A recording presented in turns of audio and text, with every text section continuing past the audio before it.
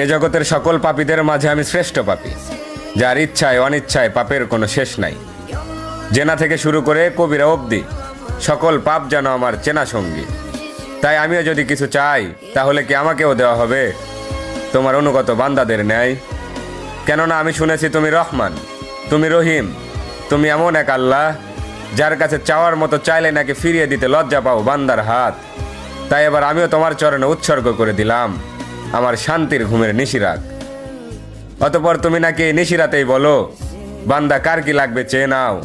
আর এবার আমি তোমায় বলছি মালিক, তুমি আমায় দুঃখ দাও। সুখে থাকলে হয়তো তোমায় ভুলে যেতে পারি, হতে পারি কারো কৃত দাস, কারণ আমি আদম সন্তান, পাপ করা আমাদের পুরনো অভ্যাস।